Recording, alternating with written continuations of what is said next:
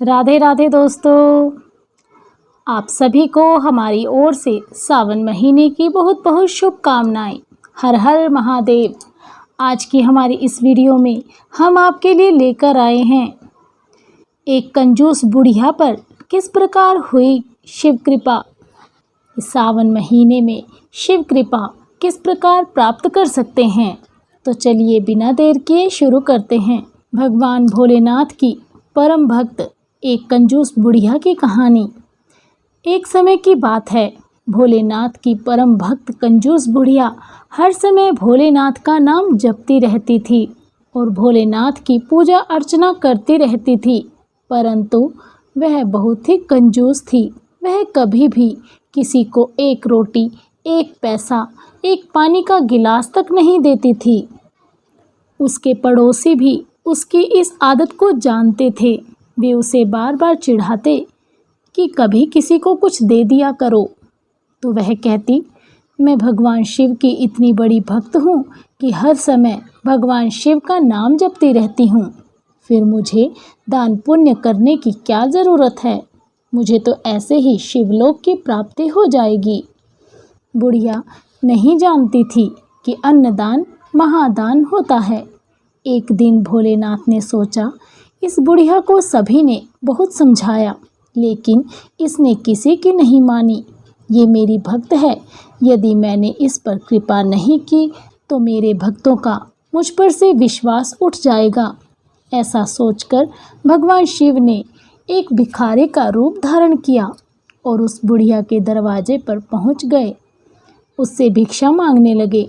बुढ़िया माँ बाहर आई और बोली, बाबा अभी मेरे घर का सारा काम पड़ा है, बाद में आना। ऐसा कहकर वह अंदर चली गई। भिखारी का रूप धारण किए भोलेनाथ वहाँ से चले जाते हैं। थोड़ी देर बाद भगवान शिव फिर से वहाँ आ भिक्षा मांगते हैं। बुढ़िया माँ फिर से वही जवाब देती है, अभी मैं घर के काम कर रही हूँ, बाद में आना। भगवान शिव फिर से रात्रि को उसके द्वार पर भिक्षा मांगने पहुँचे। अब बुढ़िया माँ यह कहकर टाल देती है कि अब तो मेरे पास खाने को कुछ नहीं बचा, जो कुछ था सब खत्म हो गया है, तुम बाद में आना।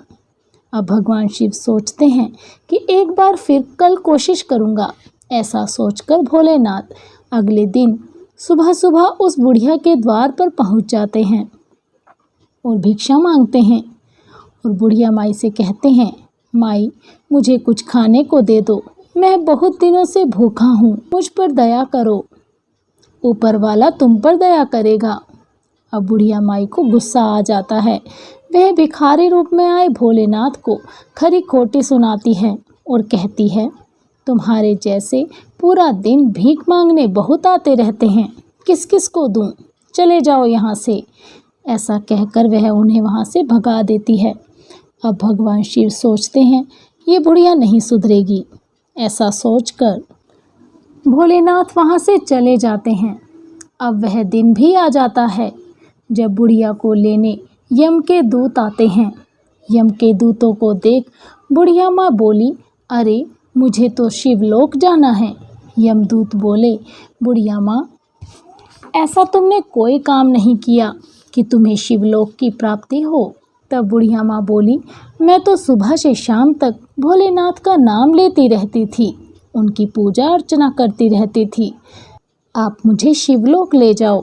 यम के दूत बोले, मात्र शिव का नाम लेने से शिवलोक की प्राप्ति नहीं होती, उसके लिए अच्छे कर्म भी करने पड़ते हैं। अब बुढ़िया माँ रोने लगी और बोली, तुम मुझे जहाँ ले जाना चाहते हो भले ही ले जाना, लेकिन मुझे मेरे भोलेनाथ से मिलवा दो। यम के दूत बुढ़िया माँ को लेकर शिवलोक पहुँचे। शिवलोक पहुँचकर बुढ़िया माँ शिव के चरणों में गिर गई और कहने लगी, हे प्रभु यह क्या, मैं तो सुबह से शाम तक आपकी भक्ति करती रहती थी, फिर मुझे शिवलोक की प्राप्ति क्यों नहीं हुई। भगवान शिव बोले, बुढ़िया माँ तूने आज तक कभी किसी भूखे को अन्न नहीं खिलाया, प्यासे को पानी नहीं पिलाया, अन्नदान ही सबसे बड़ा दान होता है। मैं भी तेरे पास भिक्षा मांगने आया था, लेकिन तूने मुझे भी कुछ दान नहीं दिया, अब बुढ़िया भोलेनाथ के सामने हाथ जोड़कर रोने लगी। प्रभु मुझे क्षमा कर दीजिए, प्रभु मुझे क्षमा कर दीजिए। भोलेनाथ उसे एक मौका और देते हैं और कहते हैं, बुढ़िया माँ, तूने मेरी बहुत भक्ति की है, इसीलिए तुझे एक मौका और दे रहा हूँ। तू इस पृथ्वी पर 1 सप्ताह के लिए और जा और जितने पुण्य कर सकती है कर ले, क्योंकि तेरे पास मात्र 1 सप्ताह का समय होगा। वह बुढ़िया खुश हो जाती है और फिर वह अपने पुराने शरीर में जाकर समा जाती है। और अब बुढ़िया के घर जो भी भिखारी आता, बुढ़िया उसे पूरी पकवान बनाकर खिलाती। रोज अच्छा भोजन बनाकर भिखारियों को बांट कर आती। 1 सप्ताह में बुढ़िया ने खूब धर्म कर्म किए। अपने मरने से पहले उसने थाली लोटा से लेकर सोना चांदी अनाज सब दान पुण्य किया। 1 सप्ताह बाद जब बुढ़िया के प्राण दोबारा निकले तो उसे भोलेनाथ की कृपा से शिवलोक की प्राप्ति हुई। बोलिए शिव शंकर भोलेनाथ की जय। हर हर महादेव, माता पार्वती की जय। तो दोस्तों, कैसी लगी आपको हमारे द्वारा सुनाई गई यह कहानी? हमें कमेंट बॉक्स में कमेंट कर अवश्य बताइएगा। यदि आप हमारे चैनल पर नए हैं तो हमारे चैनल को सब्सक्राइब करना बिल्कुल भी मत भूलिएगा। बेल आइकन ज़रूर दबाएं ताकि आपको हमारी हर वीडियो की अपडेट प्राप्त होती रहे। हमारी वीडियोस को ज़्यादा से ज़्यादा शेयर करें। आप सभी का हमसे जुड़े रहने के लिए बहुत बहुत धन्यवाद। राधे राधे।